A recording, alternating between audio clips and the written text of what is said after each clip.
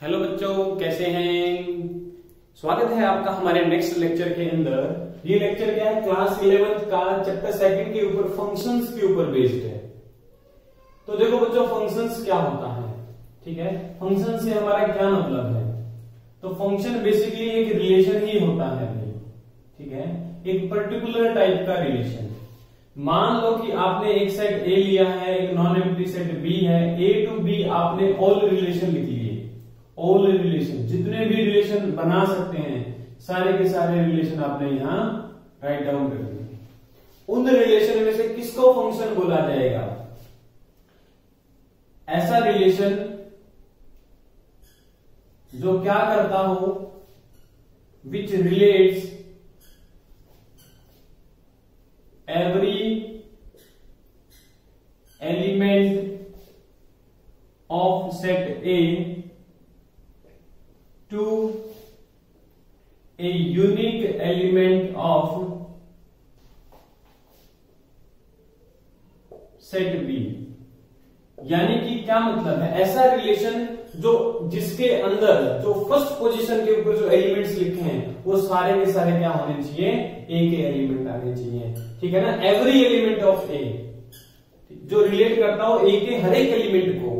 तो जैसे आप ऐसे रिलेशन लिखते हैं, मान लो एक सेट ए है जिसके पास एलिमेंट है 1 और 2 और 3, तो आप जब इसका रिलेशन लिखेंगे उसके अंदर जो एलिमेंट आएंगे उसके फर्स्ट पोजीशन के ऊपर ये सारे के सारे ए के एलिमेंट क्या होने चाहिए, दिखने चाहिए। ए का कोई भी एलिमेंट छूटना नहीं चाहिए भाई, ठीक है। आपने देखा होगा इसके ऊपर जो रिलेशन है वो तो ऐसे भी बनते हैं भाई। मान लो बी आपके पास में क्या है, 1 और 2 है, आपने ये भी रिलेशन बनाया होगा 1 2 और 2 1। ये भी क्या है, एक रिलेशन है from A to B. But इस रिलेशन में क्या है, इसमें ए का एक एलिमेंट छूट चुका है, 3 नहीं आया है फर्स्ट पोजीशन के ऊपर कहीं पर भी, 3 को कहीं पर भी रिलेटेड नहीं किया है। तो ये फंक्शन, ये जो रिलेशन है ये कभी भी फंक्शन नहीं बनेगा। तो यही कह रहा है कि ए का कोई भी एलिमेंट छूटना नहीं चाहिए भाई। Every element of A should have a unique element of set B। Unique element से रिलेटेड होना चाहिए। ऐसा भी ना हो कि ये जो फर्स्ट पोजीशन के ऊपर एलिमेंट लिखे हैं ये 2 बार आ जाए, ठीक है ना। जैसे मान लो ये रिलेशन लिखूं मैं 1 2 1 3 और 2 1, और एक मान लो क्या है 3 1। ये भी फंक्शन नहीं है, नॉट ए फंक्शन। क्यों फंक्शन नहीं है भाई? तो इसने कहा कि यहां का हर एक एलिमेंट यहां के एक एलिमेंट से रिलेटेड होना चाहिए। यूनिक का मतलब क्या है, एक एलिमेंट ऑफ बी से रिलेटेड होना चाहिए। बट बी का देखो, यहां 1 क्या है, बी के 2 से भी कनेक्टेड है और 1 क्या है, 3 से भी कनेक्टेड है। तो ऐसे नहीं हो सकता, एक एलिमेंट एक से ही कनेक्टेड होना चाहिए, ठीक है ना। एक एलिमेंट एक से ही कनेक्टेड होना चाहिए, तभी आप क्या कहेंगे, फंक्शन है, अदरवाइज वो फंक्शन नहीं है। जैसे कि मैं एक रिलेशन लिखता हूं आर, मैंने यहां लिख दिया 1, यहां 1 और यहां लिख दिया 2, और सेट ए ले रखा है मैंने 1 2 3, सेट बी है 1 2। तो देखो भाई, ए के सारे एलिमेंट लिखे गए हैं एक एक बार, तो एवरी एलिमेंट ऑफ ए आ गया related to unique element of B. देखो 1 से ही रिलेटेड है, एक से ही रिलेटेड है, 2 भी एक से ही रिलेटेड है, 3 भी एक से ही रिलेटेड है, तो इसलिए क्या है, एक फंक्शन है भाई, ठीक है। ठीक है, ऐसे केस में जो रिलेशन फंक्शन बनते हैं तो उसमें जो ये सेट ए होता है इसको बोला जाता है उस फंक्शन की डोमेन भाई। जैसा कि रिलेशन में बोलते थे, ए क्या होती है, डोमेन। दूसरी चीज सुनो भाई, एक होती है कोडोमेन, जो ये दूसरा सेट होता है बी, ये होता है कोडोमेन, ठीक है। ए टू बी एक रिलेशन लिखा गया है जो बाद में फंक्शन बना, उसमें ए डोमेन और बी क्या, कोडोमेन। ये आपने रिलेशन में पढ़ा ही था। और जो उसके अंदर आ जाए वो क्या होते हैं, रेंज, ठीक है। रेंज क्या हो जाएगी यहाँ, 1 और 2, सारी की सारी वही चीजें आ गई। और रेंज क्या होता है, सबसेट ऑफ कोडोमेन, ठीक है। अब देखो फंक्शन में इन चीजों को लिखा कैसे जाता है, ऐसे लिखा जाता है कि मान लो 1,1 फंक्शन से बिलोंग कर रहा है, ठीक है, अभी फंक्शन के अंदर है, तो ये जो पहले वाले एलिमेंट है ना, इनको बोलते हैं प्री इमेज। क्योंकि फंक्शन क्या काम करता है, एक तरह जैसे हमारा फोन है, फोन की तरह मान लो कैमरा है, एक फोटो ले रहे हैं, फोटो लेने से पहले वो चीज क्या है, इमेज से पहले की चीज है, प्री इमेज। फोटो ले ली, फोटो बन गया, वो क्या बन गई, इमेज। तो जो ये चीजें फर्स्ट पोजीशन के ऊपर लिखी गई हैं, ये क्या होती है, प्री इमेज। तो इनको क्या बोलते हैं, प्री इमेज भी बोला जाता है। जैसे 1,1 फंक्शन से बिलोंग कर रहा है, तो 1 क्या है, प्री इमेज है, और इस प्री इमेज की ये 1 जो बाद में आया फंक्शन लगने के बाद में, ये क्या है, इमेज है।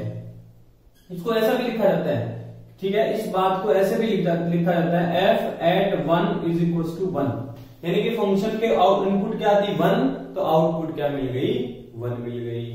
और देखो भाई, जैसे यहां देखो 2,1 के केस में 2,1 किससे बिलोंग कर रहा है, फंक्शन से, यानी कि क्या हुआ, फंक्शन को जब 2 मिला तो उसने उसको 1 बना दिया।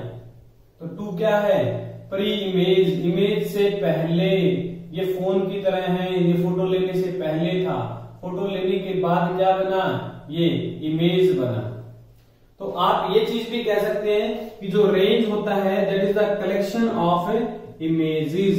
इमेजेस का कलेक्शन क्या होता है, रेंज। ठीक है जी, तो ये था हमारा फंक्शन की डेफिनेशन। तो आप क्या कर सकते हैं, इस बात को ऐसे ध्यान रख सकते हैं, ए से बी का अगर आपको कोई फंक्शन लिखना है तो ए के अंदर कोई भी एलिमेंट नहीं छोड़ना है जिसको कोई ना कोई आगे इमेज ना मिली हो। ठीक है, हर एक एलिमेंट की इमेज आनी चाहिए भाई, और बी का केवल एक ही मिलना चाहिए। ठीक है जी, चलते हैं नेक्स्ट। ये आगे फंक्शन की नोटेशन। एक और देखो, एक एग्जांपल लिखता हूं मैं। उस फंक्शन को हम क्या कर सकते हैं, सेट बिल्डर फॉर्म में भी लिख सकते हैं भाई। जैसे रिलेशन को लिखते थे, फंक्शन को भी लिख सकते हैं। मान लो मैंने कहा एक फंक्शन है ये वाला, क्या फंक्शन है अभी, इसमें एक सेट ए है, एक सेट बी है, यहां है 1 2 3 और यहां है 1 4 9 एंड 16। तो आप कहेंगे कि इसकी जो डोमेन है, डोमेन क्या है 1 2 एंड 3। कोडोमेन, इस फंक्शन की कोडोमेन क्या है 1 4 9 एंड 16। देखो भाई, यहां मैंने एक फंक्शन बनाया है, ये क्या कर रहा है, मान लो 1 को 1 से रिलेट कर रहा है, 2 को 4 से, 3 को 9 से। ठीक है, यही बनेगा फंक्शन, तो एक को एक दे दिया। एक्चुअल में क्या कर रहा है, इसने क्या किया है, इस रूल को लिखने की कोशिश करते हैं, और जो सेट बिल्डर फॉर्म में तो रूल ही तो लिखते हैं जिससे एलिमेंट से कनेक्टेड हो। तो क्या रूल है, एक्चुअल में आपने देखा कि ये 1 का स्क्वायर 1 है, 2 का स्क्वायर 4 है, 3 का स्क्वायर 9 है। यानी कि एक्चुअल में यहां तो क्या हो रहा है, कोई भी नंबर x मिलता है तो उसका स्क्वायर करके आंसर जा रहा है। ठीक है, तो यानी कि इस फंक्शन का काम क्या है, इस फंक्शन को अगर कोई नंबर मिलता है, मान लो नंबर x दिया, तो इसको आउटपुट क्या करके दे देगा, x²। तो इसको ऐसे लिखा जाता है कि एक फंक्शन f है फ्रॉम दिस सेट, ये मान लो a है और ये सेट b है, a to b ऐसे लिखा जाएगा, और ये फंक्शन क्या काम करेगा, x को बना देगा x²। ठीक है, रेंज पूछे आपसे इस फंक्शन की, तो रेंज क्या बन जाएगी 1 4 और 9, और कोडोमेन क्या है 1 4 9 एंड 16। तो ये रहेगा आपका बेसिक फंक्शन का स्ट्रक्चर, ऐसा फंक्शन दिखेगा। अब मान लो यहां पर ये इसको छोड़ देता, 1 2 को रिलेट कर देता, इसको रिलेट ना करे, तो ये फंक्शन नहीं है, क्योंकि फंक्शन की डेफिनेशन कहती है कि डोमेन में कोई भी छूटना नहीं चाहिए भाई, सबको मिलना चाहिए कुछ ना कुछ, और मिलना एक को एक ही चाहिए। ठीक है, तो ये आपका बेसिकली क्या होता है, फंक्शन होता है। देखते हैं कुछ पर्टिकुलर टाइप के फंक्शंस देखते हैं, उससे आपको चीजें और क्लियर हो जाएंगी। ठीक है, देखो भाई, type of functions, type of functions. पहला फंक्शन लिखते हैं हम लोग, आइडेंटिटी फंक्शन। कैसा फंक्शन है, आइडेंटिटी फंक्शन। क्या मतलब है आइडेंटिटी फंक्शन का? आइडेंटिटी का मतलब होता है जो कुछ भी बदलाव ना लाए, कुछ भी चेंज ना लाए। ठीक है, देखो भाई मैंने एक फंक्शन बनाया, मान लेते हैं फंक्शन क्या है R टू R। R क्या है? Set of real numbers to set of real number, यानी कि डोमेन क्या हो गई आपकी इसकी, डोमेन ऑफ ऐसे इसे लिखा जाता है D, फिर domain F for function, domain of F कितना भाई R, और कोडोमेन ऑफ फंक्शन ये कितना हो जाएगा, ये भी R। तो आइडेंटिटी फंक्शन क्या करेगा भाई? आइडेंटिटी फंक्शन बिल्कुल चेंज नहीं लाता, उसको बोलते हैं आइडेंटिटी। कहते हैं भाई ये इंसान तो बड़ा सीधा साधा है, ये सीधे साधे वाला फंक्शन है, बिल्कुल सबसे सिंपल, कि भाई इसको आप चाहे कुछ कह लो, ये तो कुछ नहीं कहता, ये तो सबसे सीधा साधा इंसान है, ये बिल्कुल सीधा साधा फंक्शन है, इसको कुछ भी दे दो भाई, एक्स दिया तो ये आउटपुट भी क्या दे देगा, एक्स ही दे देगा। इस फंक्शन को बोला जाता है आइडेंटिटी फंक्शन।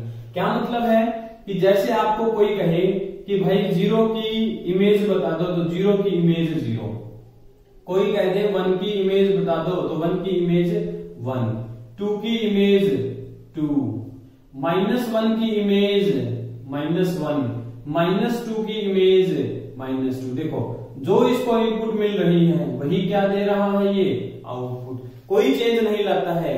ठीक है, सबसे सिंपल इंसान है ये फंक्शंस की दुनिया का। ठीक है, तो ये क्या है, आइडेंटिटी फंक्शन। तो देखो बच्चों इसका ग्राफ देखते हैं भाई। ठीक है, ग्राफ कैसा बनता है आइडेंटिटी फंक्शन का? जब भी आपको किसी फंक्शन का ग्राफ बनाना हो तो आप क्या करते हैं, एक्स एक्सिस के अलोंग तो एक्स लेते हैं, ठीक है ना, एक्स एक्सिस के अलोंग तो एक्स की वैल्यू लेंगे, ठीक है, और वाई एक्सिस के अलोंग किसको प्लॉट करेंगे भी, फंक्शनल वैल्यू को। ठीक है, यहां x को प्लॉट करेंगे और यहां fx को प्लॉट करेंगे, जैसा कि आपने क्लास 10th के अंदर पॉलिनोमियल्स को जरूर प्लॉट किया गया होगा।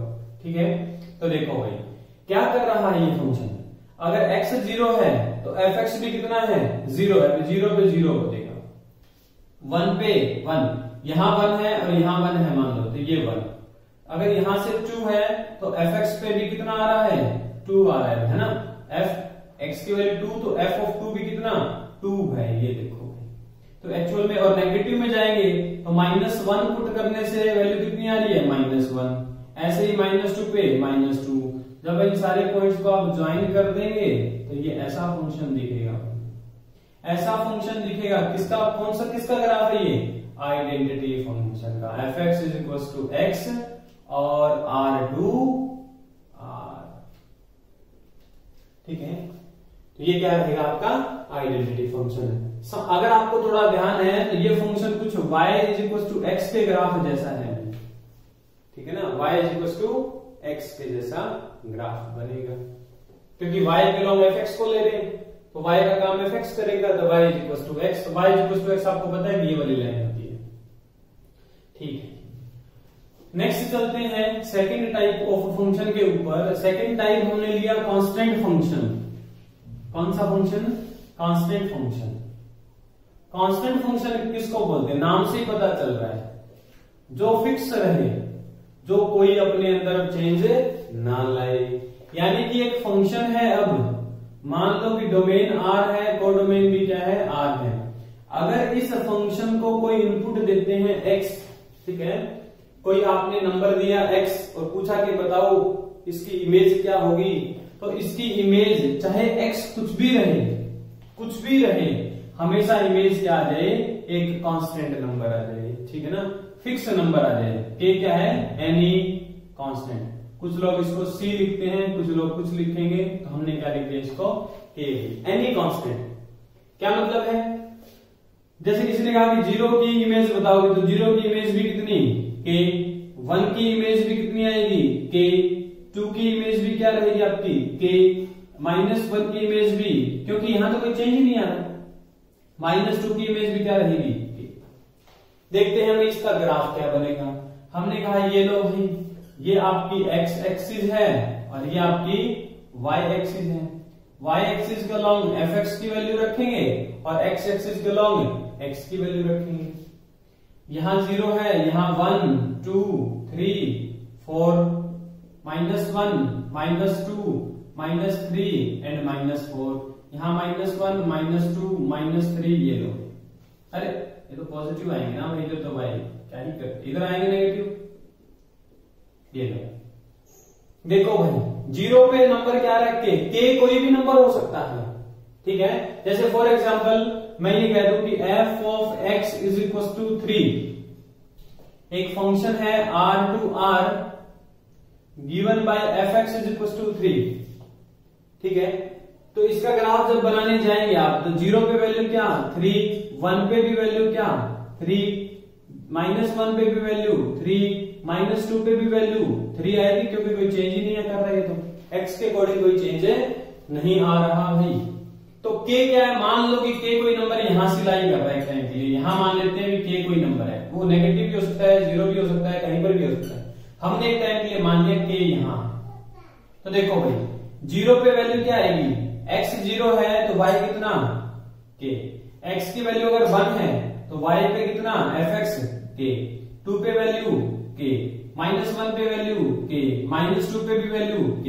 देखो सब पे वैल्यू कांस्टेंट आ रही है, इन सबको ज्वाइन कर दो और ऐसे ही चलता रहेगा प्रोग्राम, ऐसे ही चलता रहेगा। तो ये किसका ग्राफ हो जाएगा भाई, fx is equal to k का। तो कांस्टेंट फंक्शन का ग्राफ क्या रहता है, हमेशा parallel to x axis. Graph क्या रहता है, पैरेलल टू x एक्सिस। किसका ग्राफ भाई, कांस्टेंट फंक्शन का, ठीक है। तो ये है हमारा कांस्टेंट फंक्शन। कांस्टेंट फंक्शन उसको बोला जाता है जिसकी वैल्यू कभी भी चेंज नहीं होती। नेक्स्ट चलते हैं भाई, नेक्स्ट है पॉलिनोमियल फंक्शन। देखो पॉलिनोमियल फंक्शन आप क्लास 10th के अंदर भी पढ़ चुके हैं। किसको बोला जाता है, पॉलिनोमियल फंक्शन को। यानी कि अब हम आउटपुट किससे देने वाले हैं, एक पॉलिनोमियल से, ठीक है। एक फंक्शन है f r टू r, ठीक है, r टू r। मान लो इसको मैंने इनपुट दी x, ठीक है, और ये क्या बना के दे रहा है, a0 plus a1 x plus a2 x square plus up to an x power n, where n क्या है, n is non negative number, जिसको आप होल नंबर्स बोलते थे भी, non negative number, and an is not equal to 0, ठीक है। तो ये क्या है आपका एक, देखो इसमें x दिया तो x क्या आ रहा है, आंसर कहां से आ रहा है, पॉलिनोमियल से आ रहा है, ठीक है। पॉलिनोमियल से आ रहा है, ये क्या है कि पॉलिनोमियल फंक्शन है भी। जैसे फॉर एग्जांपल मैंने एक फंक्शन दिया, एक फंक्शन है f r टू r given by fx is equal to x। अगर उसको x इनपुट देते हैं भाई, देखो x को क्या बना के दे देता है, ये x दिया तो x को मान लो बना दिया इसने 2x square plus 3x power 3 plus 7x power 4। तो कैसा फंक्शन ये, पॉलिनोमियल फंक्शन। आउटपुट किससे आ रही है, पॉलिनोमियल से आ रही है, that's why it is a polynomial function, ठीक है भाई। जरूरी नहीं है डोमेन और कोडोमेन आर ही रखें, आप चेंज भी कर सकते हैं। यहां पर चाहें तो आप a to a कर सकते हैं, कहीं कहीं की सर तो आर के पीछे लगे पड़े हैं, a to b भी कर सकते हैं, ठीक है ना, a to b भी कर सकते हैं, कोई भी सेट ले सकते हैं आप फ्री हैं। पॉलिनोमियल फंक्शन के बाद देखोगे फोर्थ फंक्शन आता है, नंबरिंग चेंज ही नहीं की हमने। फोर्थ में एक ले लेते हैं रैशनल फंक्शन। रैशनल फंक्शन किसको बोलते हैं, ठीक है, रैशनल फंक्शन।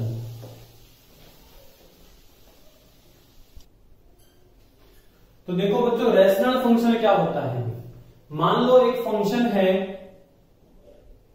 r टू r, इसको अगर इनपुट देते हैं x, तो इसकी जो आउटपुट आए px divided by qx, px is a polynomial, मान लो qx is another polynomial and qx क्या है, not equal to 0 in the domain. और क्या मान लेते हैं, qx is not equal to 0 in domain. तो इस टाइप का जो फंक्शन होता है, p बाई q वाले जो फंक्शन होते हैं, ये भी पॉलिनोमियल ये भी पॉलिनोमियल, और वेल डिफाइंड है ये इसकी डोमेन के अंदर, तो इसको बोला जाता है रैशनल फंक्शन भाई। ठीक है। जैसे फॉर एग्जांपल मैं आपको कह दूं कि एक फंक्शन है F R to R given like F x is equal to X cube plus 3 this divided by X square plus 2। ये भी पॉलिनोमियल और पूरी डोमेन के अंदर डिफाइंड है। ये क्या है, एक रैशनल फंक्शन है भाई, ठीक है। नेक्स्ट चलते हैं, रैशनल के बाद में एक फंक्शन आता है आपका मॉड्यूलस फंक्शन। मॉड्यूलस फंक्शन बहुत इंपॉर्टेंट है, ठीक है ना, बहुत ही इंपॉर्टेंट है। अगर आप कॉम्पिटिटिव एग्जाम की भी तैयारी करना चाहते हैं तो उसके लिए भी मॉड्यूलस फंक्शन क्या है, बहुत इंपॉर्टेंट है, ठीक है। बेसिक फंक्शन डिस्कस कर रहे हैं हमारे ना। मॉड्यूलस फंक्शन क्या कहता है, एक फंक्शन है एफ आर टू आर भी, डोमेन क्या है रियल नंबर्स और कोडोमेन भी क्या है रियल नंबर्स। अगर इस फंक्शन को मैं x इनपुट दूं तो ये आउटपुट ये वाला भाई दो डंडों के बीच में लिख देता है इसको, ठीक है। ये फंक्शन क्या करता है, ये फंक्शन भाई x इनपुट दी तो इसकी आउटपुट आएगी दो डंडों के बीच में x। अगर आपको ध्यान है तो मैंने सेट थ्योरी में इसको बताया था ऑर्डर ऑफ द सेट, लेकिन ये नंबर के ऊपर लग जाए तो ये है भाई इस दुनिया का सबसे पॉजिटिव इंसान, ठीक है, सबसे पॉजिटिव इंसान। क्या मतलब है इसका भाई पॉजिटिव इंसान का, इसका मतलब ये है कि जो आउटपुट आने वाली है, आउटपुट आने वाली है x दिया है तो मोड x आएगी। मोड x का मतलब नंबर क्या लिखेंगे भाई, इसका मतलब है हम एज इट इज लिख देंगे नंबर x को इफ x क्या है greater than equal to 0। Means अगर x पॉजिटिव नंबर है तो उसकी आउटपुट क्या हो जाएगी, आइडेंटिकल फंक्शन की तरह, x को x ही लिख देगा, ठीक है, आइडेंटिकल फंक्शन की तरह। और अगर अगर अगर अगर अगर x हो जाए less than 0 means x negative हो जाए, अगर x नेगेटिव हो जाए तो क्या करेगा, उसको पॉजिटिव बना देगा भाई। पॉजिटिव कैसे बनेगा, नेगेटिव के आगे एक नेगेटिव और चिपका दो, ठीक है ना। अगर x नेगेटिव है तो उसके आगे माइनस और लगा दिया तो पॉजिटिव। तो यानी कि इसकी जो आउटपुट आती है वो हमेशा पॉजिटिव आती है भाई, हमेशा क्या आती है, पॉजिटिव आती है। देखते हैं इसका एक दो वैल्यू आपको निकाल के दिखाते हैं। जैसे इस फंक्शन को 0 दिया तो 0 ये देगा भाई 0 का मॉडुलस। 0 को क्या करता है x अगर ग्रेटर देन इक्वल टू 0 तो एज इट इज x दे देता है, ठीक है। अगर आप पॉजिटिव नंबर देते हैं तो उसका मॉडुलस क्या करेगा, 1 ही लिख देगा। अगर पॉजिटिव है तो x की तरह ही लिख देगा। अगर आपने -1 की वैल्यू पूछनी चाहिए तो -1 का मॉडुलस क्या बन जाएगा भाई, 1 बन जाएगा। कहा ना मैंने, अगर नंबर नेगेटिव है, अगर देखो ऐसे, अगर नंबर नेगेटिव उसके आगे एक नेगेटिव और लग गया भाई, एक नेगेटिव पहले था नंबर की वजह से और एक नेगेटिव और लग के क्या बना देगा, 1। यानी कि ये नेगेटिव को खा जाता है। इस फंक्शन की क्या प्रॉपर्टी है कि ये नेगेटिविटी को खत्म कर देता है। जैसे किसी बच्चे के दिमाग में अगर नेगेटिविटी है ना तो इस फंक्शन को अपने साथ रखो भाई, आप कभी नेगेटिव नहीं हो सकते, बिल्कुल नहीं हो सकते कभी भी नेगेटिव, ठीक है। अगर -2 दिया तो -2 का मॉडुलस करके ये बना देगा भाई पॉजिटिव, यानी कि प्लस का 2 बन गया, ठीक है। ऐसे इस फंक्शन का ग्राफ देखते हैं। देखो मैं इसका वैल्यू पुट नहीं करता, सीधा सीधा ग्राफ बनाता हूं, आपको ग्राफ बनाना सिखाता हूं।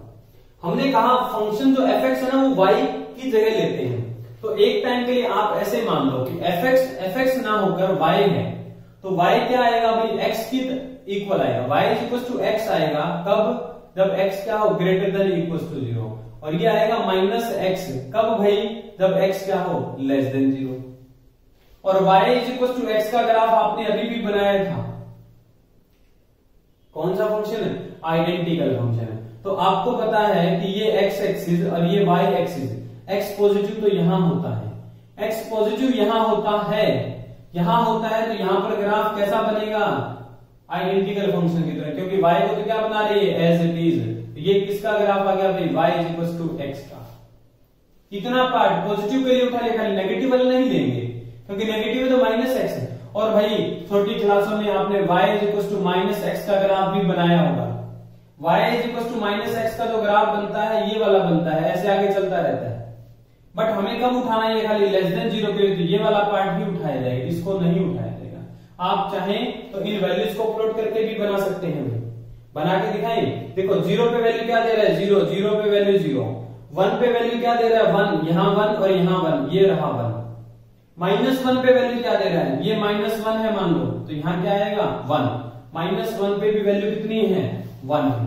-2 पे वैल्यू मान लो कि यहाँ 2 है, तो ये रहा 2। ये पॉइंट क्या है, x is -2 y is 2, x is -1 y is 1, x is 1 y is 1। इसको ज्वाइन करके एक्सटेंड कर दिया भाई, इसको ज्वाइन करके आगे एक्सटेंड कर दिया, तो ये किसका फंक्शन बन गया भाई, कौन से फंक्शन का ग्राफ बन गया, ये फंक्शन नहीं है तो ग्राफ बन गया। किसका ग्राफ बन गया, ये पूरा पूरा मिलके ये किसका ग्राफ है, y mod x का। और इतने ग्राफ के बारे में बात की जाए तो ये y x का ग्राफ है, और ये वाला ग्राफ किसका है, y -x के ग्राफ को फॉलो करता है। तो आप ध्यान रखना, हमेशा ध्यान रखना भाई, y mod x का ग्राफ ऐसे होता है, ठीक है ना, ऐसे तोते की चोंच की तरह बनता है, बिल्कुल 0 0 पे आके मैच करता है और फिर से मुड़ के आगे की तरफ भाग जाता है भाई। तो ये आपका मॉडुलस फंक्शन है, ठीक है। नेक्स्ट चलते हैं, मॉडुलस फंक्शन के बाद में एक और पर्टिकुलर टाइप का फंक्शन जो काफी इंपॉर्टेंस रखता है भाई, सिग्नम फंक्शन। देखो सिग्नम फंक्शन, सिग्नम फंक्शन कैसा होता है, ये भी कुछ कांस्टेंट की तरह होता है, कुछ कांस्टेंट, पूरा कांस्टेंट नहीं, कुछ कांस्टेंट की तरह। Function r to r is called a signum function if इसकी जो आउटपुट है वो 3 ही नंबर आते हैं, इसके आउटपुट 3 ही नंबर आते हैं, क्या 1 0 एंड -1, 1 0 एंड -1। 0 आउटपुट आती है जब x क्या हो 0, यानी कि ये फंक्शन क्या करेगा, 0 को 0 पे सेंड करेगा, ठीक है। 1 आउटपुट आएगी जब भी आप यहां पर पॉजिटिव नंबर रखेंगे भाई, जब भी आप पॉजिटिव नंबर रखेंगे, x की वैल्यू ग्रेटर देन 0 रखेंगे, तो आपकी हमेशा हमेशा हमेशा ये फंक्शन आउटपुट क्या देगा, 1 देगा। कैसे भाई, यानी कि आपने अगर कहा कि 1 पे वैल्यू कितनी 1, 2 पे भी वैल्यू कितनी 1, 3 पे भी वैल्यू कितनी 1, 2.1 पे भी वैल्यू कितनी 1, चाहे कोई भी रियल नंबर दे दो बट पॉजिटिव होना चाहिए, हमेशा आउटपुट क्या देगा 1 देगा। और अगर नेगेटिव नंबर पे आप वैल्यू चाहते हैं तो वो क्या आएगा -1, यानी कि -1 पे वैल्यू -1, -2 पे वैल्यू -1, -0.1 पे वैल्यू -1, ये मतलब है इसका। इसकी फंक्शन की जो आउटपुट रहेगी, अगर नंबर पॉजिटिव मिल रहा है इसको खाने के लिए तो आउटपुट देगा 1, 0 मिल रहा है तो आउटपुट देगा 0, अगर नंबर मिल रहा है लेस देन 0 तो आउटपुट क्या देगा -1। देखते हैं इसका ग्राफ, ये लो आपको पता है यहाँ x क्या रहता है ग्रेटर देन 0, यहाँ x क्या रहता है लेस देन 0, और यहाँ क्या रहता है 0। तो 0 पे आउटपुट तो क्या है 0, ये पॉइंट इंक्लूडेड है भी ग्राफ में। यहाँ पे x है और यहाँ क्या है f ऑफ x है, ठीक है।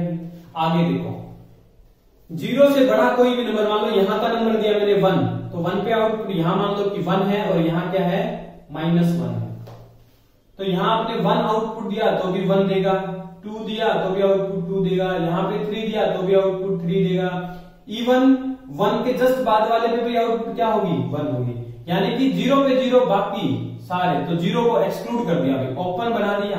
ओपन का मतलब क्या है, ये पॉइंट एक्सक्लूडेड है, खाली ये वाला बस, उसके बाद में सारे ये जो पॉइंट्स है ये क्या है ग्राफ में इंक्लूडेड है, ठीक है। ऐसे ही क्या होगा -1, 0 पे तो वैल्यू 0 आएगी ना, तो 0 पे वैल्यू -1 थोड़ी ना आएगी, उसको एक्सक्लूड कर लेंगे, बाकी चाहे -1 हो, -2 हो, -3 हो, -4 हो, इन सब के ऊपर वैल्यू क्या आएगी साहब, वैल्यू आएगी -1, वैल्यू -1 है तो ये लो, ये किसका ग्राफ है, सिग्नम फंक्शन का ग्राफ है। किसका ग्राफ है ये, सिग्नम फंक्शन का ग्राफ। ध्यान रखना है इसके, अपने साथ रखना है इसको, जब भी आपको किसी फंक्शन का ग्राफ बनाना हो, ऐसे 5, 7, 10 वैल्यू जितने में आप कंफर्ट करें उतनी वैल्यू फाइंड आउट कर लें और उसको क्या कर दें, प्लॉट कर दें, जैसा कि 9th क्लास में करते थे, linear equation in two variable को प्लॉट करने के लिए करते थे। सिग्नम के बाद एक और इंपॉर्टेंट पार्ट आता है, ठीक है, नंबरिंग तो गई हमारी, चलो भाई जो भी नंबरिंग है। नेक्स्ट पार्ट आता है greatest integer function, greatest integer functions, ठीक है। तो ग्रेटेस्ट इंटीजर फंक्शन क्या होता है, नाम से ही पता चल रहा है, ग्रेटेस्ट इंटीजर, ग्रेटेस्ट इंटीजर। अगर एक फंक्शन है f R2R, यानी कि डोमेन रियल नंबर और कोडोमेन भी रियल नंबर, इस फंक्शन को ऐसे लिखा जाता है भाई, अगर इसको x इनपुट दिया जाए तो ये आउटपुट इसकी ऐसे देगा, ऐसे ये वाला सिंबल आपको देखने को मिलेगा। जब लिमिट कंटिन्यूटी पढ़ेंगे तब आपको इस फंक्शन का खूब भरपूर यूज मिलेगा भाई, ठीक है। कंटिन्यूस है या नहीं है, डिफरेंशिएबल है या नहीं है, सब वहां पर प्रूव करेंगे, ठीक है। तो देखो भाई ग्रेटेस्ट क्या मतलब है, इसकी आउटपुट क्या आएगी। जैसे किसी ने कहा कि f एट 1.2 बता दो भाई क्या वैल्यू, आप कहेंगे ग्रेटेस्ट इंटीजर 1.2 आएगी, क्या आएगी आउटपुट, आएगी ग्रेटेस्ट इंटीजर, ग्रेटेस्ट इंटीजर, बड़े से बड़ा integer, but not greater than x, but x से बड़ा नहीं होना चाहिए। तो जैसे कि 1.2 की वैल्यू उसने पूछी, तो बड़े से बड़ा इंटीजर बताओ, क्या बताना है, इंटीजर, यानी कि इसकी जो आउटपुट आती है वो हमेशा क्या आएगी, इंटीजर आएगी। तो ध्यान रखना ग्रेटेस्ट इंटीजर फंक्शन की जो रेंज रहती है, रेंज हमेशा क्या आती है, सेट ऑफ इंटीजर, आउटपुट हमेशा इंटीजर आएगी, इंटीजर के अलावा कोई आउटपुट नहीं आ सकती, ठीक है। इसी वजह से इसका नाम रखा गया है ग्रेटेस्ट इंटीजर फंक्शन। और इंटीजर में भी कैसा देगा अभी पता चलेगा वैल्यू। जैसे कि 1.2 के बारे में पूछ रहा है, देखो यहां आ जाओ, ये रियल लाइन, ये 1, ये 1.2 और ये 2, ये कह रहा है इसकी वैल्यू बताओ, ग्रेटेस्ट इंटीजर ऑफ 1.2 बताओ। तो आप आंसर क्या लिखेंगे, आपको क्या करना है, बड़े से बड़ा इंटीजर लिखना है। यहां मैं एक नंबर और लिख लेता हूं, यहां -1, बड़े से बड़ा इंटीजर, ग्रेटेस्ट इंटीजर, बड़े से बड़ा integer, but not greater than x से बड़ा नहीं होना चाहिए, यानी कि 1.2 से नहीं होना चाहिए, मीन्स इसकी आउटपुट 2 नहीं होने वाली, क्योंकि 2 तो क्या है, इससे बड़ा इंटीजर है। बट कह रहा है कि greatest integer not greater than this number, तो इस नंबर से छोटे देख लो इंटीजर कहां कहां है, ये इंटीजर 1.2 से छोटा, ये भी 1.2 से छोटा, ये भी 1.2 से छोटा। तो कहेगा कि सर आउटपुट -1 लिखें, 0 लिखें या 1 लिखें, तो मैंने कहा इसकी आउटपुट 1 लिखी जाएगी। क्यों लिखी जाएगी भाई, क्योंकि इसने कहा कि आपको बड़े से बड़ा इंटीजर लिखना है। ये लो भाई, बड़े से बड़ा इंटीजर इससे बड़ा नहीं होना चाहिए, यानी कि इससे छोटे जो इंटीजर्स है ना उनमें सबसे बड़ा। इसका मतलब क्या है कि इससे छोटे जो इंटीजर्स हैं उन सब में बड़ा, तो इनसे छोटा इंटीजर ये भी है, ये भी है, ये भी, इनमें सबसे बड़ा कौन है, 1 है, तो ये रहा 1। तो इसका मतलब आप समझ गए होंगे कि सर इट मींस ये है कि अगर ये सारे नंबर की आउटपुट कोई हमसे पूछे तो आउटपुट 1 ही बताएंगे। मैंने कहा बिल्कुल 1 बताएंगे, इवन 1 की आउटपुट भी क्या आएगी, 1 आएगी। 1.3 की आउटपुट भी 1 आएगी, 1.4 की आउटपुट भी क्या आएगी, 1 आएगी, ठीक है ना। तो जैसे ही आपको इंटीजर की ही आउटपुट पूछे तो इंटीजर ही बता देना, अगर इंटीजर की ना पूछे तो उससे पीछे वाला इंटीजर बता देना भाई। कैसे, जैसे यू कह दे कि भाई साहब इसकी बताओ फंक्शनल वैल्यू एट -1.2, मैंने कहा जरा इसको प्लॉट करो भाई, यहां ये -1, ये -2, ये माइनस इधर आएगा ना -2, तो ये -2, ये -3 और ये -4, ये आपका 0 मान लो, ये 1, तो -1.2 कहां रहेगा, -1.2 समथिंग समथिंग यहां से रहेगा, यहां से रहेगा। तो इससे पीछे के इंटीजर देखो, इसके पीछे का इंटीजर इसके नजदीक वाला ये रहा, इसका आउटपुट क्या आ जाएगी, -2, ठीक है। यानी कि इस बात को आप ऐसे समराइज कर सकते हैं, कैसे समराइज कर सकते हैं भाई, कि फंक्शन की वैल्यू जो ग्रेटेस्ट इंटीजर फंक्शन है उसकी वैल्यू 1 आएगी, कब भाई, अगर x क्या है, x क्या है 1 और 2 के बीच में इंक्लूडिंग 1 भी हो सकता है, और 2 से छोटा हो तो इनपुट आउटपुट क्या आएगी 1। अगर x की value greater than equal to 2 less than 3 है तो हमेशा आउटपुट क्या आएगी, ये वाला 2। इवन 2 पे वैल्यू भी 2 ही आएगी।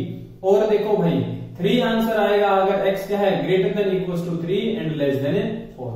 यही प्रोसीजर नेगेटिव में भी होगा, आउटपुट क्या रहेगी 0 रहेगी। कब भाई, तब x क्या हो greater than equal to 0 less than 1। यानी कि यहां के नंबर की आप आउटपुट पूछेंगे ग्रेटेस्ट इंटीजर से तो आंसर कितना बताएगा 0। नेक्स्ट आ जाओ भाई, अगर आप नंबर दे रहे हैं उसको greater than equal to -1 and less than 0, -1 और 0 के बीच में, यानी कि यहां क्या इनपुट दे रहे हैं, आंसर क्या बताएगा वो -1 बताएगा। तो आंसर कितना आ जाएगा -1। ठीक है, तो आप देख रहे हैं कि ये वाला नंबर आ रहा है, ये वाला नंबर आउटपुट आ रहा है। x is greater than equal to -2 less than 3, तो क्या आएगा भाई -2 आएगा। -2 और x is greater than equal to -2 and less than -1 आएगा। भाई 3 कहां से लिख दिया, -2 और -1 के बीच में ये वाले नंबर अगर आपको इनपुट दे, आउटपुट हमेशा क्या बताएंगे भाई -2 बताएंगे। ऐसे ग्राफ में जाके आप देख सकते हैं। कहा कि सर इसका ग्राफ भी बना दो, ये लो साहब इसका ग्राफ बना देते हैं। ये 0, ये 1, ये 2, ये 3, ये मान लो -1 है। देखो 0 से 1 के बीच में, 0 से 1 के बीच में हमेशा आउटपुट क्या आएगी 0, बट एक्सक्लूडेड 1 को एक्सक्लूड करना है तो 1 को ये कर दिया भाई, ये ग्राफ में इंक्लूडेड है। दूसरी बात, अगर x की वैल्यू 1 और 2 के बीच में है, यानी कि यहां पर वैल्यू देंगे आप, इनपुट यहां से देंगे तो आउटपुट क्या आएगी 1 और 2 के बीच में 1। मान लो कि यहां 1 है, 1 को इंक्लूड करेगा और एक्सक्लूड किसको करेगा 2 को, ये लोग। सिमिलरली आगे वाले में यहां पर ये इंक्लूडेड और ये एक्सक्लूडेड, ऐसे ग्राफ चलेगा। इधर आ जाओ -1 -1 और 0 के बीच में, -1 और 0 के बीच में -1 बट एक्सक्लूडेड 0, तो ये एक्सक्लूडेड होगा और ये क्या होगा -1 पे आंसर तो -1 है। This one is the graph of greatest integer function. नाम को समझना, greatest integer but not greater than x। ठीक है, greatest integer but not greater than x। आप इसको ऐसे भी लिख सकते हैं, कुछ लिखना चाहें इसको ऐसे भी लिख सकते हैं, ग्रेटेस्ट इंटीजर लेस देन और इक्वल्स टू x। जो उससे छोटे वाले या बराबर वाले उनमें सबसे बड़ा इंटीजर। ऐसे भी कुछ बुक्स इसको लिखती हैं। ये रहेगा बेसिकली, आप ग्राफिकली 2, 4, 5, 10 क्वेश्चंस करेंगे, ऐसे ग्रेटेस्ट इंटीजर की वैल्यूज फाइंड आउट करेंगे तो बिल्कुल आपकी क्या हो जाएगी ग्रेटेस्ट इंटीजर के ऊपर कमांड हो जाएगी। और इसके ऊपर कमांड होना बहुत जरूरी है, क्योंकि बिकॉज ये फंक्शन बहुत इंपॉर्टेंट है। ठीक है जी, चलते हैं। जब भी आपको किसी फंक्शन का ग्राफ बनाना हो तो 10-20 वैल्यूज लिख लें आप। 10-20 वैल्यू लिखने से आप फटाफट क्या कर देंगे भाई, उसका ग्राफ बनाने लायक हो जाएंगे। नेक्स्ट चलते हैं जी एक्सरसाइज के ऊपर। ये थे हमारे कुछ बेसिक फंक्शंस का इंट्रोडक्शन। उसके बाद में ये कह रहे हैं algebra of real function. Algebra of real functions. तो देखो रियल फंक्शंस क्या होते हैं, रियल फंक्शन से आपका क्या मतलब है। रियल फंक्शन किसको बोला जाता है, मान लो कोई फंक्शन है f R2R, ठीक है, R2R कोई फंक्शन है। R2R का क्या मतलब है, R2R का मतलब यह है कि उसकी डोमेन R है और उसकी रेंज क्या है, रेंज क्या आने वाली है, any subset of R। Domain क्या है उसकी R और को डोमेन भी क्या है R, तो उसकी रेंज क्या आने वाली है, एनी सबसेट ऑफ R। देखो दो चीजें सुनना है यहां पर, एक होता है real valued function. Real valued function का मतलब है कि अगर किसी फंक्शन की आउटपुट, ठीक है ना, अगर किसी फंक्शन की आउटपुट मतलब क्या होता है रेंज अगर सबसेट है किसका R का, तो वो रियल वैल्यूड है, क्योंकि वैल्यू हमेशा क्या आ रही है, रियल आ रही है। ठीक है, और अगर उस फंक्शन की डोमेन भी आर हो जाए और कोडोमेन भी आर हो जाए तो उस फंक्शन को बोलते हैं रियल फंक्शन। भाई क्या बोलते हैं? रियल फंक्शन बोला जाता है। ठीक है,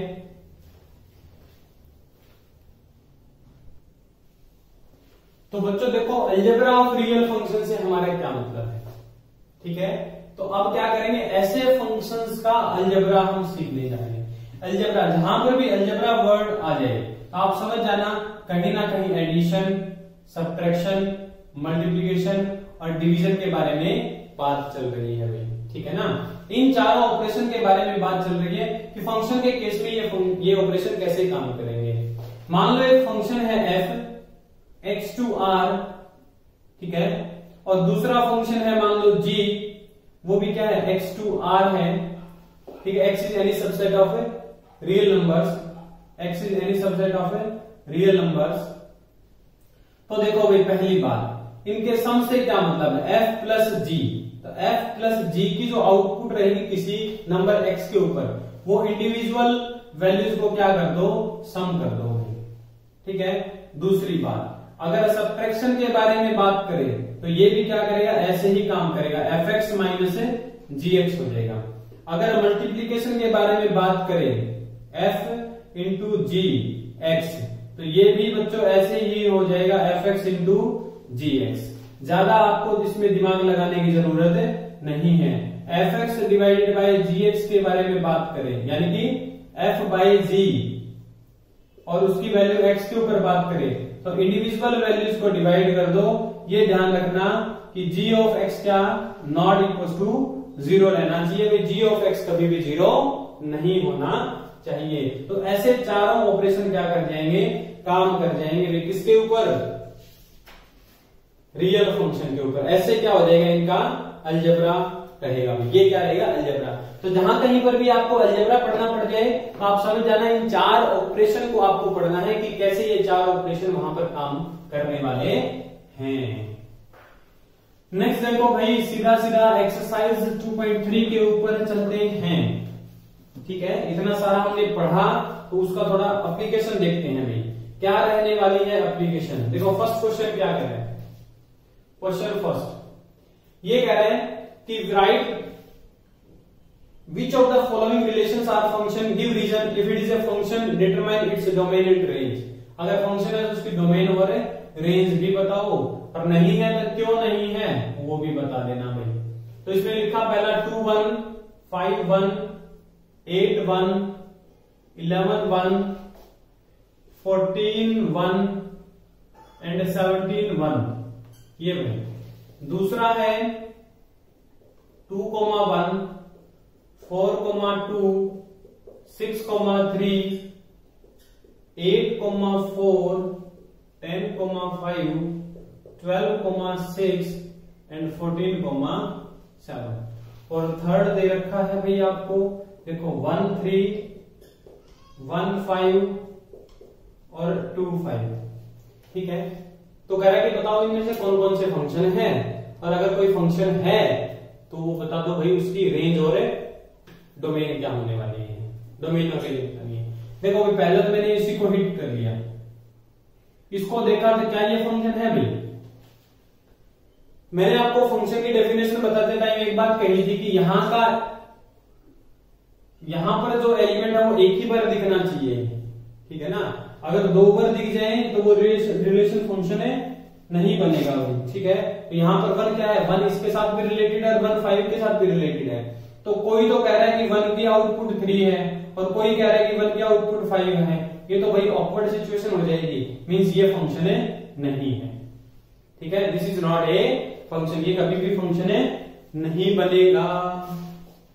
ठीक है, नेक्स्ट पे आ जाओ भाई। इसको फंक्शन बनने में क्या कोई परेशानी है, देखो इसकी ना हम सीधी सीधी डोमेन लिखने की कोशिश करते हैं। सेकंड के केस में अगर डोमेन में कहीं हमें 2 बार दिख गया एलिमेंट तो भाई उसको कह देंगे कि this is not a function.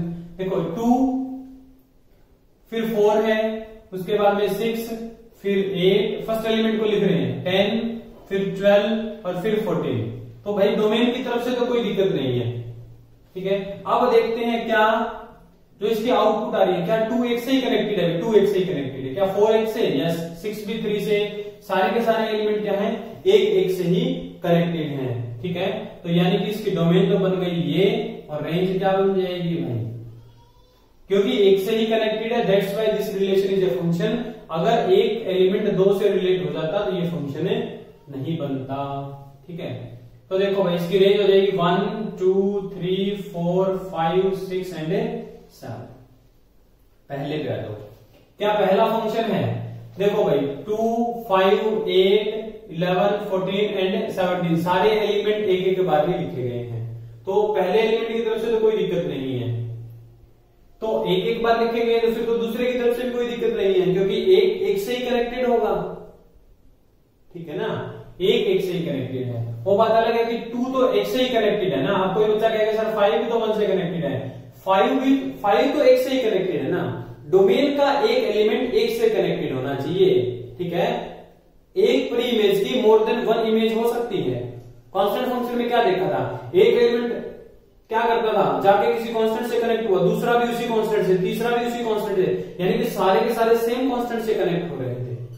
ठीक है, तो उसमें कोई परेशानी नहीं है। तो देखो भाई इसकी डोमेन क्या हो जाएगी, अगर डोमेन लिखने गए तो इसकी डोमेन 2 5 8 11 14 एंड 17।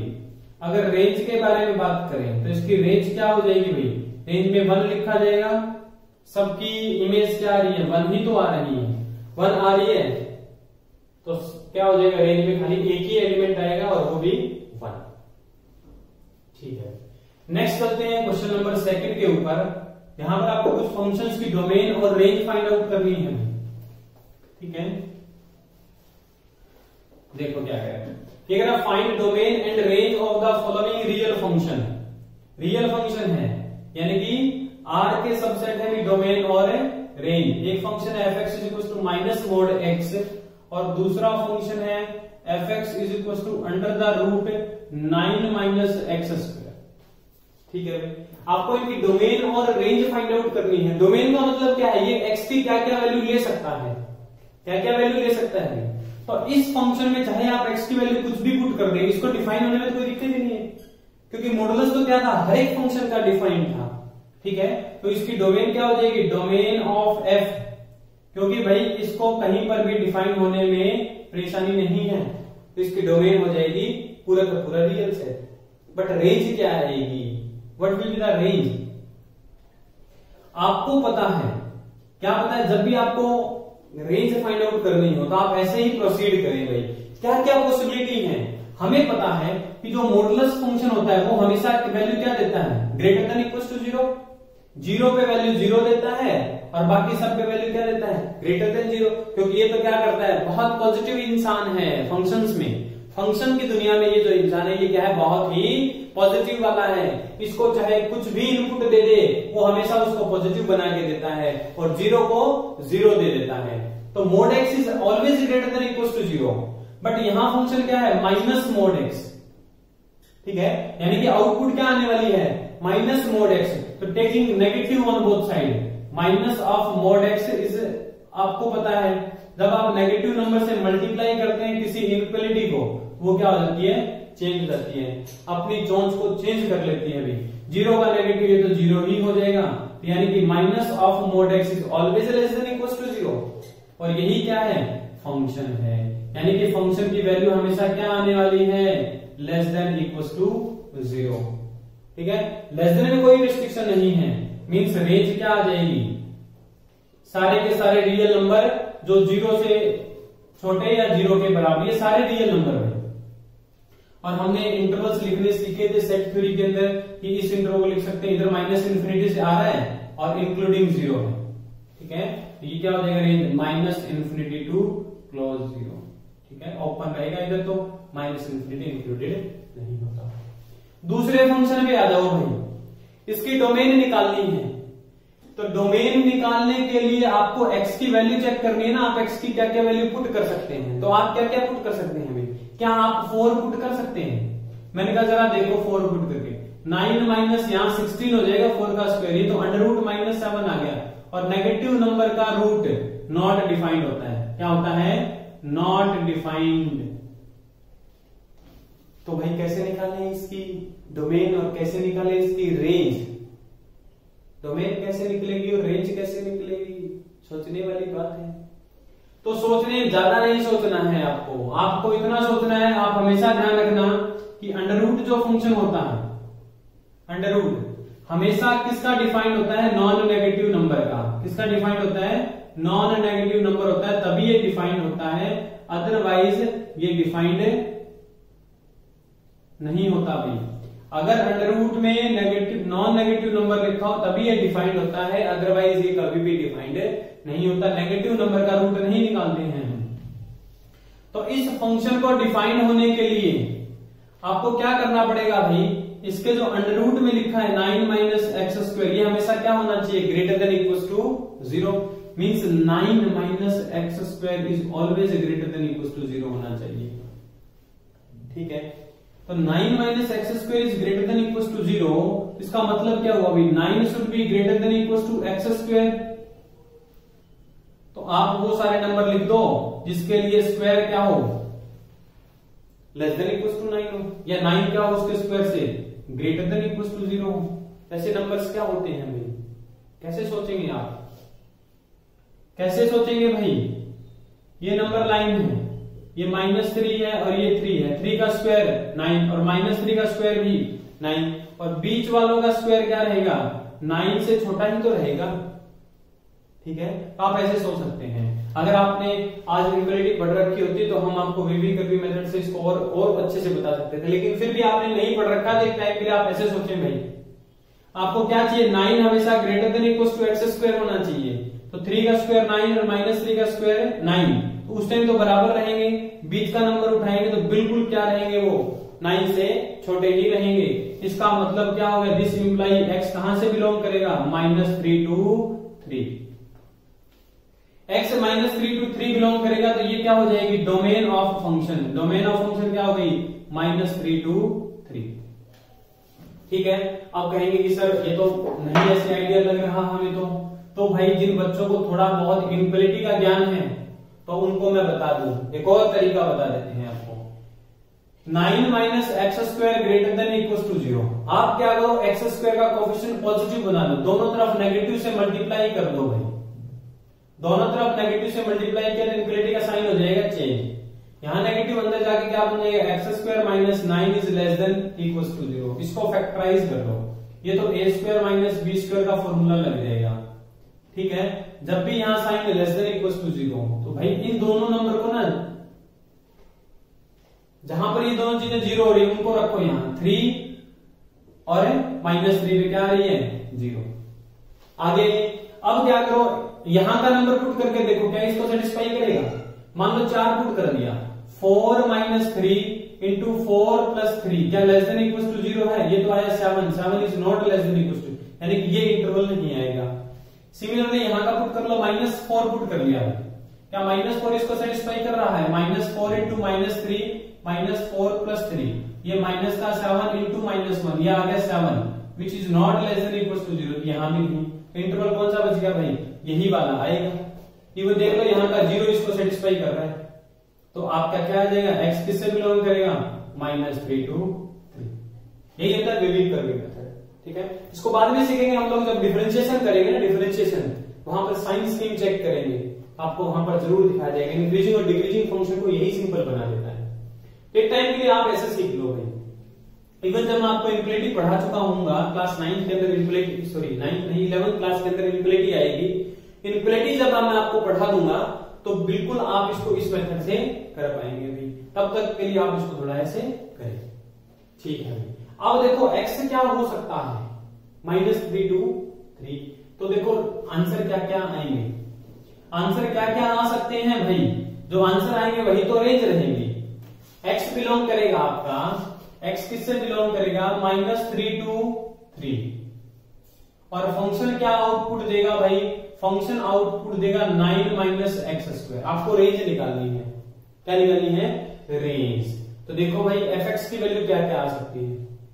देखो x की वैल्यू है greater than equal to -3 less than equal to 3। हमें इसकी वैल्यू चाहिए अंडर रूट में, इसका स्क्वायर कर दो, पूरे में स्क्वायर करोगे। इधर जो नेगेटिव नंबर है उनका स्क्वायर करने से क्या बन जाएगा पॉजिटिव, और इसका स्क्वायर करने से 9, यानी कि स्क्वायर जो रहेगा अगर x -3 और 3 के बीच में है, यहां पर आ जाओ -3 और 3, अगर x की वैल्यू आप यहां से उठाएंगे तो x स्क्वायर की वैल्यू कहां से कहां रहेगी भाई 0 to 9 में, यानी कि x स्क्वायर की वैल्यू 0 और 9 के बीच में।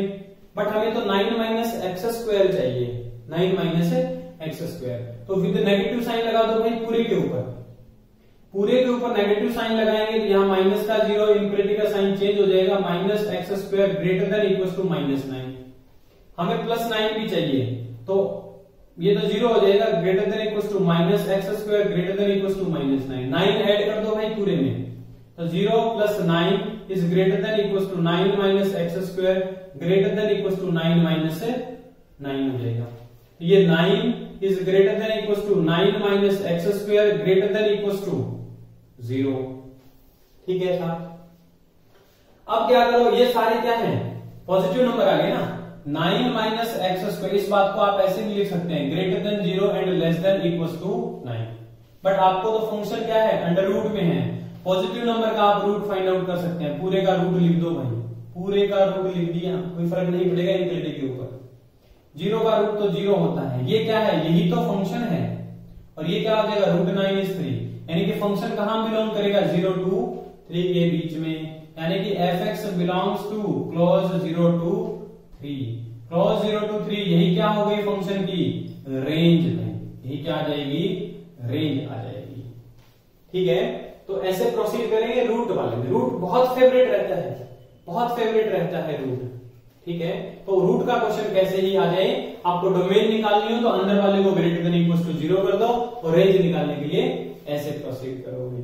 ठीक है, चलते हैं अभी नेक्स्ट क्वेश्चन के ऊपर, क्वेश्चन नंबर 3। क्वेश्चन नंबर 3 क्या कहता है, क्वेश्चन 3 कह रहा है एक फंक्शन दे रखा है और कुछ पर्टिकुलर वैल्यूज आपसे निकलवाई जा रही है। फंक्शन क्या दिया, ये कह रहा है एक फंक्शन है f(x) is equal to 2x - 5, then find the following values f at 0। बताओ, रेंज निकलवा के, अब ये वाले हैं, ये क्या ही क्वेश्चन है। जब जिस बच्चे ने रेंज निकालनी है उसके लिए वैल्यू निकालनी कौन सी बड़ी बात है, जिसने रेंज निकालना सीख लिया। फंक्शन की वैल्यू 0, यानी कि x की जगह 0 रख दो भाई, 2 × 0 - 5, आंसर कितना -5। फंक्शन की वैल्यू एट 7, तो f एट 7 क्या हो जाएगा 2 × 7 - 5, 14 - 5, आंसर कितना 9। f एट -3 निकालना है, फंक्शन में -3 रख दो भाई, 2 × -3 -5, -6 - 5 कितना आ जाएगा -11। फंक्शनल वैल्यू एट -3 से -11। ठीक है जी, कोई दिक्कत नहीं है इसमें। तो क्वेश्चन नंबर 4 देखो क्या कहता है, ये कह रहा है the function t which maps temperature in degree Celsius into temperature in degree Fahrenheit is defined by t of c is equals to 9c divided by 5 plus 32। अगर इससे पहले वाले क्वेश्चन में, ये तो 4th क्वेश्चन था हमारा और ये 3rd क्वेश्चन, सेकंड क्वेश्चन में अगर किसी को रेंज निकालने में दिक्कत आ रही है, डोमेन निकालने में दिक्कत आ रही है, तो आप थोड़ा सा पेशेंस रखें भाई। जब हम लोग इम्प्लिसिट चैप्टर पढ़ेंगे तो बिल्कुल मैं आपको उसके अंदर जो वेवी कर्व मेथड था वो भी बता दूंगा, और जो आपका रूट वाला कैसे डिफाइंड होगा, कैसे डोमेन निकलेगी, बिल्कुल आपको वहां से अच्छे से समझ आ जाएगी चीजें। ठीक है, क्योंकि यहाँ पर हमने उन चीजों को डिस्कस नहीं कर रखा, और डिस्कस करने के लिए उनको अलग से पूरा लेक्चर चाहिए। ठीक है ना, फिर भी आप कोशिश करना, मैं तो कहूंगा कि यहीं से समझ जाना, मजा आ जाएगा। t एट 0 ये वैल्यू निकालनी है। दूसरी वैल्यू कह रहा है t एट 28, थर्ड कह रहा है t एट -10, और फोर्थ कह रहा है वैल्यू ऑफ c की वैल्यू निकालो इफ t एट c कितना दे रखा है 2 1 2। इवन देखो भाई, जिस बच्चे ने रेंज निकाल ली, क्वेश्चन 3rd कर लिया, फंक्शन की डेफिनेशन पढ़ ली, इतने टाइप ऑफ फंक्शन पढ़ लिए, वो कहेगा कि सर ये क्या ही क्वेश्चन है। t एट 0 c की जगह 0 रख देना, 32 आंसर आ जाएगा। तो आप क्या करना, इसके आंसर भाई कमेंट सेक्शन में जरूर लिखना। ठीक है, मैं नहीं करने वाला, ये मैंने आप लोगों के ऊपर छोड़ दिया। देखते हैं कितने बच्चे कमेंट में राइट आंसर लिखते हैं। ठीक है, चीटिंग किए बगैर भाई बुक से मत देखना। ये कह रहा है फंक्शन है एफ एक्स क्या दे रहा है 2 - 3x आउटपुट आती है, x belongs to real number and x is greater than 0। दूसरा फंक्शन कह रहा है कि f x is equal to x² + 2। Third कह रहा है f x is equal to x, और x किससे बिलोंग करता है रियल नंबर से। ये कह रहा है इसकी भाई क्या बताओ रेंज बताओ, हर एक केस में क्या बताओ रेंज बताओ। इसका आंसर जरूर कमेंट करें भाई। और अगर आपको वीडियो पसंद आ रहा है तो एक लाइक तो बनता है बॉस, एक लाइक तो बनता है। देखो भाई ये कह रहे हैं इन सबकी ना रेंज बताओ। तो आप जब भी रेंज वगैरह निकालनी हो ना तो आप रेस्ट्रिक्शन को जरूर देखना है। रेस्ट्रिक्शन क्या लगा रखिए, आपको एक्चुअल में रेंज में क्या देखना होता है, रेंज में ये देखना होता है कि ये एफ एक्स कहां कहां उछल सकता है, ये उछल कूद कहां करेगा, जिस डोमेन के अंदर या यूं होगी जिस पर्टिकुलर सेट के अंदर ये क्या करेगा उछल कूद मचाएगा, वही तो क्या होती है रेंज होती है, वही रेंज होती है। तो देखते हैं इसकी उछल कूद कहां तक रहेगी। ये कह रहा है x इज ग्रेटर देन 0, मैं इसी चीज से इसको बनाऊंगा तो उछल कूद का पता चल जाएगा। x is greater than 0, -3 multiply पड़ा है भाई x के साथ, पूरे को ना -3 से मल्टीप्लाई कर दो। नेगेटिव नंबर से मल्टीप्लाई करते हैं तो इनफिनिटी का साइन चेंज हो जाता है भाई। अगर इनफिनिटी में किसी को दिक्कत है तो जल्द ही हमारा इनफिनिटी चैप्टर क्या हो जाएगा अपलोड करेंगे, तो उसके साथ जरूर बने रहना भाई। ठीक है, इनफिनिटी का साइन चेंज हो जाएगा अगर -3 से मल्टीप्लाई किया तो -3x क्या आ जाएगा लेस देन 0। अब यहां तो 2 भी दिख रहा है, पूरे में 2 ऐड कर दो, ऐड करने से इनफिनिटी पे कोई फर्क नहीं पड़ता भाई, यहां क्या आ जाएगा 0 + 2। एक्चुअल में ये क्या है, यही तो फंक्शन है, यही फंक्शन है। जब भी आपको ऐसे रेंज निकालना था फंक्शन को बनाइए भाई। ठीक है, सिंपल वाले केस में ये क्या हो जाएगा लेस देन 2, यानी कि फंक्शन की वैल्यू हमेशा 2 से छोटी रहेगी। ये पूरी रियल लाइन मान लो भाई, ये पूरी रियल लाइन, ये लो 2 है, ये इससे छोटे नंबर आएंगे हमेशा। x की वैल्यू चाहे आप 0 से बड़ी कुछ भी पुट कर लेना, कुछ भी पुट कर लेंगे तो इस बात को कैसे लिख सकते हैं भाई, यानी कि उसकी जो रेंज रहने वाली है, रेंज ऑफ f वो क्या आने वाली है भाई -∞ टू ओपन 2 इंक्लूडेड नहीं है, लेस देन 2 आएगी हमेशा। ठीक है, तो इसकी रेंज आ गई आपके पास में -∞ टू 2। ठीक है, अगर आपको इसकी रेंज निकालनी आई है तो एक बार कमेंट जरूर करें भाई, आपको अगर अच्छे से चीजें समझ आ रही है, ताकि मुझे भी पता चले कि आप चीजों को समझ पा रहे हैं। दूसरे पे चलते हैं जी। दूसरे में क्या कह रहा है f x is equal to क्या है x² + 2, यानी इसको देखना है ये कहां तक उछल कूद करेगा भाई। देखो बच्चों इसमें क्या है, इसमें जो प्रॉपर्टी यूज होगी वो स्क्वायर की। स्क्वायर किसी भी फंक्शन का क्या होता है हमेशा ग्रेटर देन इक्वल टू 0, कभी भी स्क्वायर आपको नेगेटिव नहीं दिखेगा। और एक्चुअल में क्या है x² में 2 ऐड करके लिख रखा है, यानी कि x² + 2 this is always greater than equal to 0 + 2। ठीक है, और ये क्या बनेगा भाई, यही तो फंक्शन है। फंक्शन क्या रहेगा हमेशा ग्रेटर देन इक्वल टू 2। अब वही रियल लाइन और ये 2, फंक्शन की वैल्यू हमेशा या तो 2 या 2 से बड़ी। इस बात को कैसे लिखा जा सकता है close to 2 open infinity. Real numbers में इनफिनिटी इंक्लूडेड नहीं होता, तो आप कहेंगे भाई सेकंड केस में रेंज ऑफ फंक्शन क्या बन जाएगा क्लोज टू 2 ओपन इनफिनिटी। तीसरे पे आ जाओगे, तीसरा क्या है आइडेंटिटी फंक्शन है। आइडेंटिटी फंक्शन है, x क्या है एनी रियल नंबर। सबसे सिंपल केस x क्या है भाई x बिलोंग्स टू r, यानी कि fx भी किससे बिलोंग करेगा r से, क्योंकि fx x के तो बराबर है। तो पूरे की पूरी रियल नंबर क्या आ जाएंगे इसकी रेंज में। तो इसके केस में रेंज क्या बन जाएगी भाई, रेंज पूरा का पूरा रियल नंबर्स का सेट। ठीक है, इस केस में आपकी रेंज क्या बन जाएगी, सारे के सारे रियल नंबर्स।